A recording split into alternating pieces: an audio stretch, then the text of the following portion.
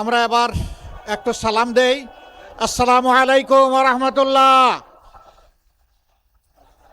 প্রিয় কুড়িগ্রামবাসী, আপনারা কেমন আছেন? সবাই ভালো আছেন? আলহামদুলিল্লাহ রাব্বিল আলামিন, ওয়াসসালাতু ওয়াসসালামু আলা রাসূলিহিল কারীম ওয়া আলা আলিহি ওয়া সাহবিহি ওয়া আহলি বাইতি আজমাইন। আসন্ন গণভোট এবং জাতীয় নির্বাচন উপলক্ষে 12 দলীয় নির্বাচনী ঐক্য আয়োজিত আজকের নির্বাচনী জনসভার সম্মানিত সভাপতি, সভামঞ্চে উপস্থিত 12টি দলের কেন্দ্রীয় এবং স্থানীয় নেতৃবৃন্দ, প্রিয় কুড়িগ্রামবাসী ভাই ও বোনেরা, শহীদ পরিবারের গর্বিত সদস্যবৃন্দ, জুলাই যোদ্ধাবৃন্দ, সাংবাদিক বন্ধুগণ, শৃঙ্খলার দায়িত্বে নিয়োজিত রাষ্ট্রের বিভিন্ন বাহিনীর সম্মানিত সদস্যবৃন্দ, আমি আল্লাহ তাবারক ওয়া তাআলার শুকরিয়া আদায় করছি। 5ই আগস্টের পর এটি এই মাঠে দ্বিতীয়বার আমার আসা। এর আগে এসেছিলাম বাংলাদেশ জামাতে ইসলামীর একটি একান্ত দলীয় কর্মসূচি, আমাদের কর্মী সম্মেলনে। এবারকার আশাটা একেবারেই পুরাপুরি জাতির প্রয়োজনে। আমাদের যুবক যুবতী, তরুণ তরুণীদের নেতৃত্বে এদেশের কৃষক, শ্রমিক, মুটে মাঝি, কামার কুমার, তাঁতি, ব্যবসায়ী, বিভিন্ন পেশাজীবী মানুষ, নারী পুরুষ সকলেই 2024 সালের গর্বিত জুলাই যুদ্ধের অংশীদার। আমি তাদের সকলের প্রতি অন্তরের অন্তঃস্থল থেকে গভীর কৃতজ্ঞতা জ্ঞাপন করছি। সেই সাথে উত্তরবঙ্গের প্রতি বিশেষভাবে আমি ধন্যবাদ এবং কৃতজ্ঞতা জ্ঞাপন করছি যে আপনাদেরই বুকের এক সন্তান, রংপুরের পীরগঞ্জের মেধাবী ছাত্র, বেগম রোকেয়া বিশ্ববিদ্যালয়ের ছাত্র ছিল আবু সাইদ, বুক পেতে বলেছিল, হয় আমাকে আমার অধিকার দে, না হয় আমাকে একটা গুলি দে। সে ডানা মেলে বলেছিল, বুকের ভিতরে তুমুল ঝড়, বুক পেতেছি, গুলি কর।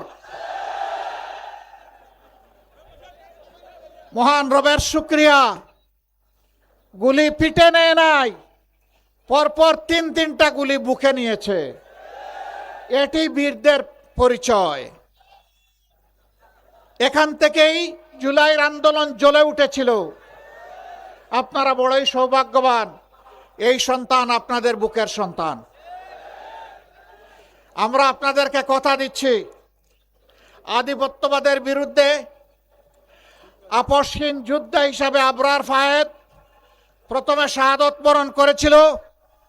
তার রাস্তা ধরে আবু সাইদ মুগ্ধ, তাদের রাস্তা ধরে শেষ পর্যন্ত তাদের সহযোদ্ধা শরীফ উসমান হাদি, একে একে তারা 1400 জন শহীদ হয়ে গিয়েছে।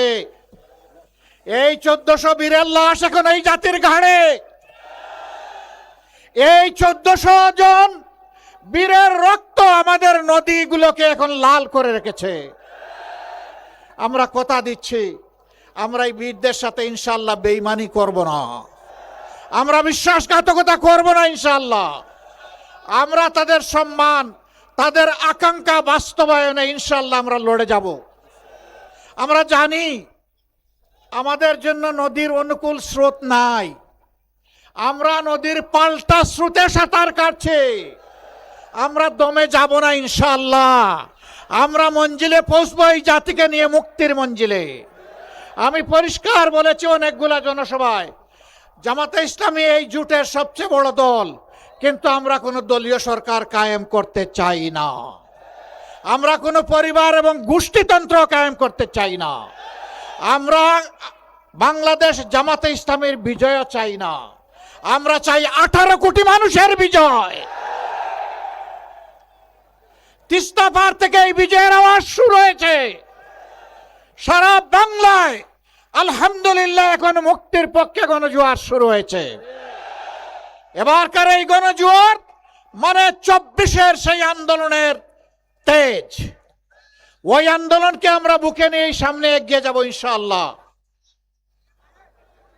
এদেশের যুবক যুবতীরা যেমন লড়েছে, লড়ে যাবে, তাদেরকে দমানো যাবে না, থামানো যাবে না।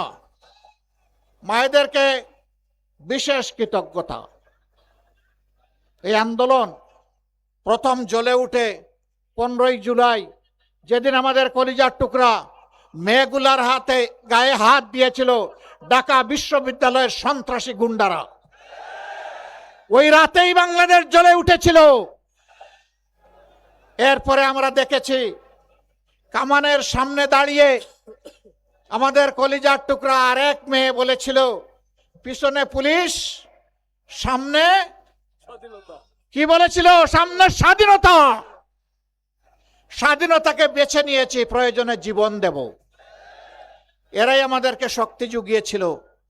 মা কুলের সন্তানরা রাস্তায় এসে বলেছিলেন, আমার এই 10 মাসের সন্তান নিয়ে এখানে হাজির হওয়ার মানে হচ্ছে আজকে সারা বাংলাদেশের রাস্তায় যে কোটি কোটি যুবক যুবতী নেমেছে, তাদেরকে বলা যে সন্তান আমাদের একটা নয়, তোমরা সবগুলো আমার সন্তান। সাংবাদিকরা বলেছিল,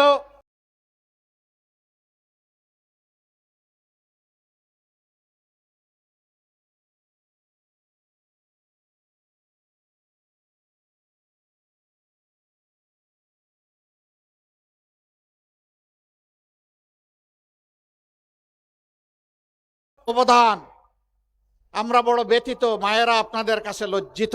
একটি দল এবং তাদের লেলিয়ে দেওয়া কিছু কাণ্ডজ্ঞানহীন মানুষ আজকে বাংলাদেশের বিভিন্ন জায়গায় মা বোনদের, নারীদের গায়ে হাত দিচ্ছে।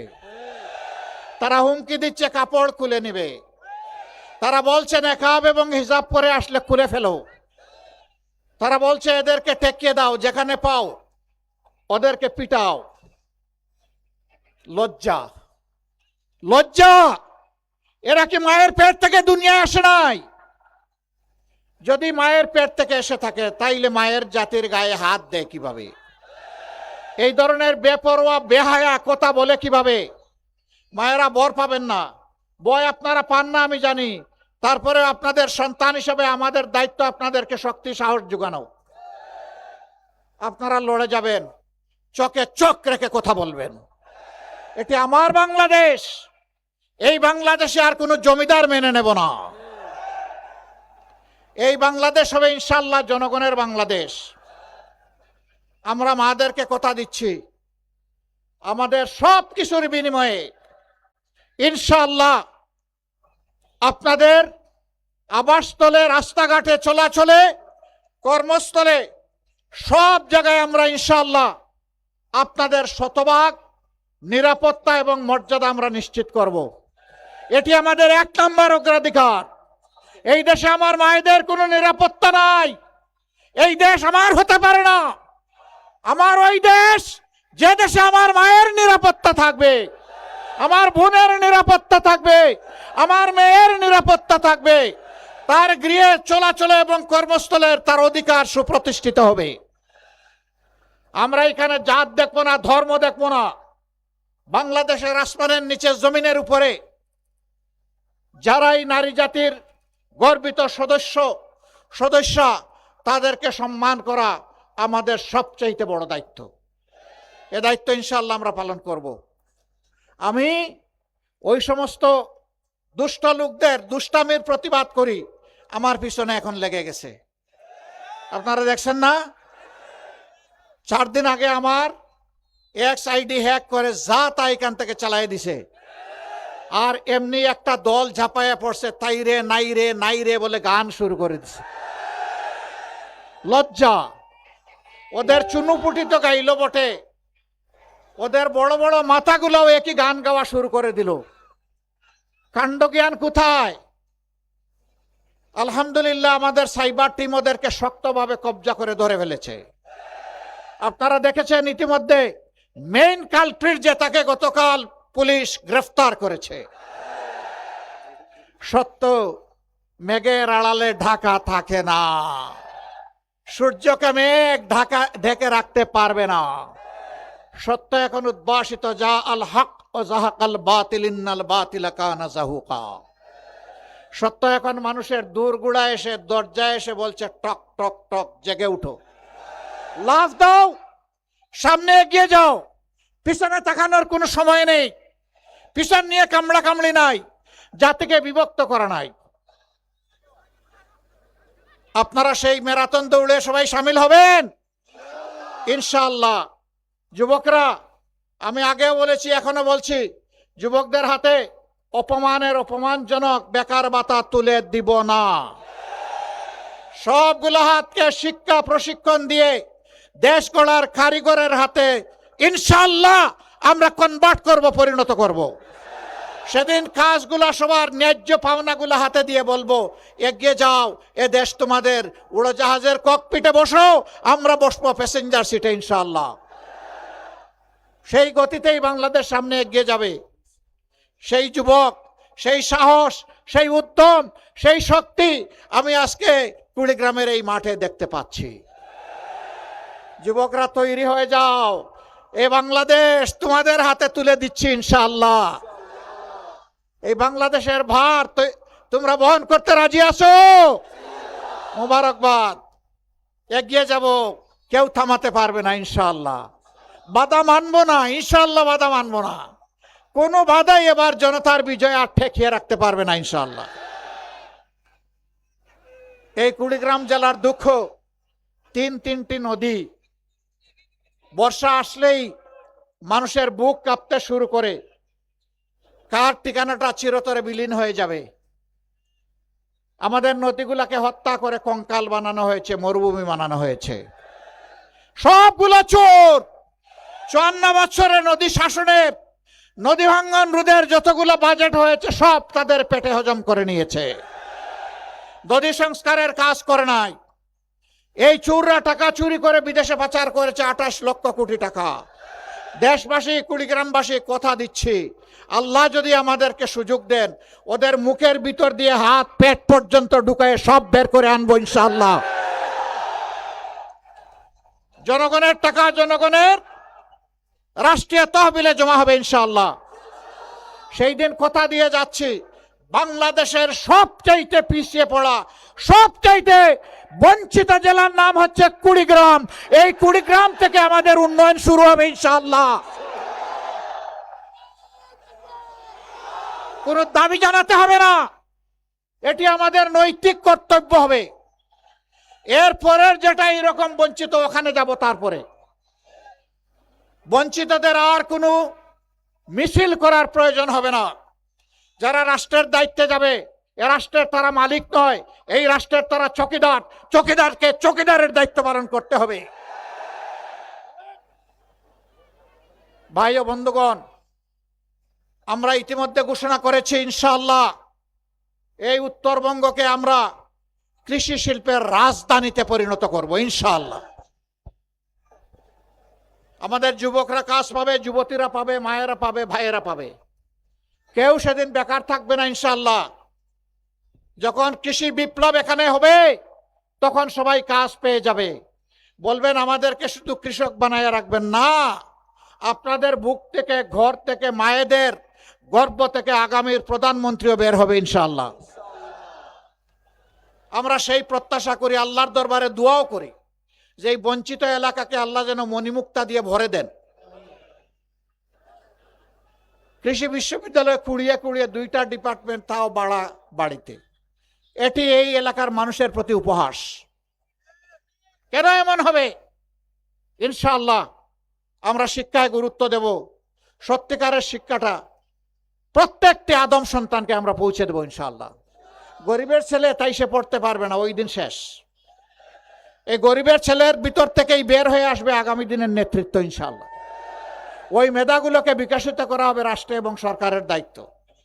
আমরা আল্লাহর উপর ভরসা করে ঘোষণা দিয়ে যাচ্ছি। আপনারা দোয়া করেন যে কথাগুলো বললাম, সেই কথাগুলো যেন বাস্তবায়ন করার তৌফিক এবং আল্লাহ তাআলার সাহায্য আমাদেরকে দিয়ে আমাদেরকে কবুল করেন। আমরা যেন অতীতের মতো যারা দুকা দিয়ে মানুষের ভোটগুলা নিয়ে মানুষের সাথে উপহাস করেছে, আমরা যেন সেই রকম নিমক হারাম বিশ্বাসঘাতক না হই। আমাদের জন্য দোয়া করবেন আপনারা, দোয়া করবেন তো সবাই? আস্তে দোয়া না ভালো করে দোয়া? ইনশাল্লাহ ভালো করে দোয়া। আমাদের এই কথাগুলা ঘরে ঘরে জনে জনে ইনশাল্লাহ পৌঁছে দেবেন, সালাম পৌঁছাবেন। এখানকার 4টা আসন না, এখানকার 4টা আসনের 4 জন প্রার্থীকে এখন আমি আপনাদের সামনে পরিচয় করে দিচ্ছি। কিন্তু এর আগে প্রথম ভোটটা হলে গণভোট। গণভোটে কি বলবো? কি বলবো? হ্যাঁ মানে আজাদি, না মানে গুলামি। আজাদি না গুলামি? আজাদি না গুলামি?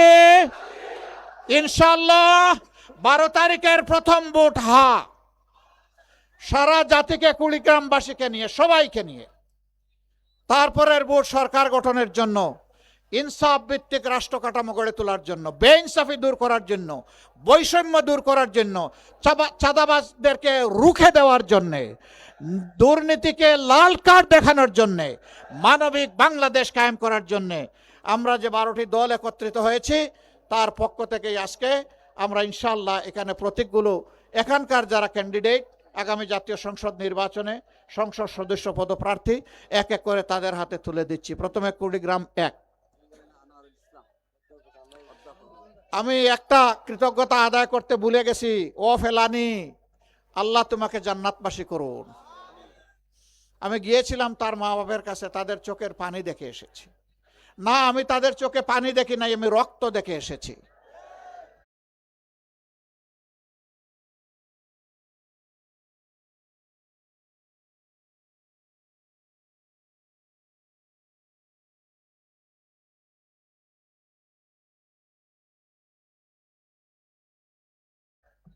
দোয়া করেন আর যেন ফেলানিদেরকে সেই 1। ও এখানে তো আপনারা বলেন নাই। জি ইনশাআল্লাহ খুব ভারী পাল্লা, বড় করে ধরতে হবে, উঁচিয়ে ধরতে হবে। প্রতীক আছে? কোন সে প্রতীক? জুড়ে সুরে, আরো জুড়ে। সারাদিন 12 তারিখ সকাল সন্ধ্যা ইনশাআল্লাহ বিজয় হবে। ইনশাআল্লাহ বিজয় মালা। ইনশাআল্লাহ। এ মানুষটাকে চিনেন? মায়া লাগে। ইনশাআল্লাহ দোয়া করবেন। তারপরে কুড়িগ্রাম 2 এনসিপির নেতা শাপলাকুড়ি আতিক মুজাহিদ, ডক্টর আতিক মুজাহিদ চিনেন সবাই? হাত উঁচু করো। এখানে শাপলাকলি আছে, কি আছে?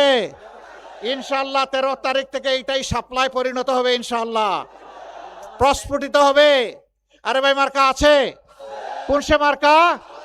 আরো জুড়ে, সবার তরে, মা বোনদের সারা বাংলায়, কুড়িগ্রামে ইনশাআল্লাহ 12 তারিখ বিজয় মালা। মাশাআল্লাহ। আচ্ছা, এই একজনকে আমরা কুরবানি করেছি, দাড়িপাল্লার বাহক ছিলেন। আমরা এখন সবাই মিলে ওই আসনে শাপলাকলি ইনশাআল্লাহ। আল্লাহ তার হায়াত এবং ইজ্জত বাড়িয়ে দিন। মাশাআল্লাহ মাশাআল্লাহ। আঙ্কেল হয়, খুবই ভালো মাশাআল্লাহ। এবার কুড়িগ্রাম 3।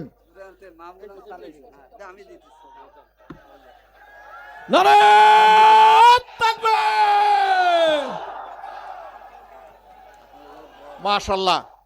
তকবিরটা একটু বড় হয়েছে, মানুষটা একটু লম্বা, আর আসছে বিলাত থেকে, তাও আবার নাগরিকত্বটা ফেলে দিয়ে আসে, এই জন্য তকবির বড় হয়েছে, তাই না?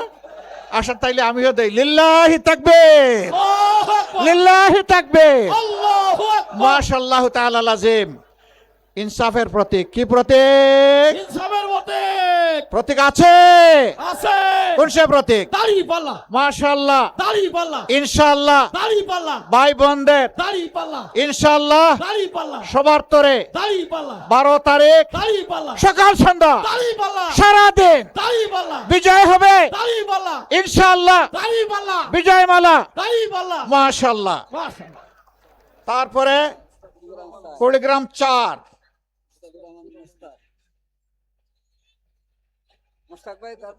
মুস্তাফিজুর রহমান মুস্তাক ইনশাআল্লাহ। এগেইন ইনসাফের প্রতীক দাড়িপাল্লা। প্রতীক আছে? কোন সে প্রতীক? আরে কেমনে লোকেরা বলবে এত স্লোগান দিয়ে টায়ার্ড হয়ে গেছে, তাই না?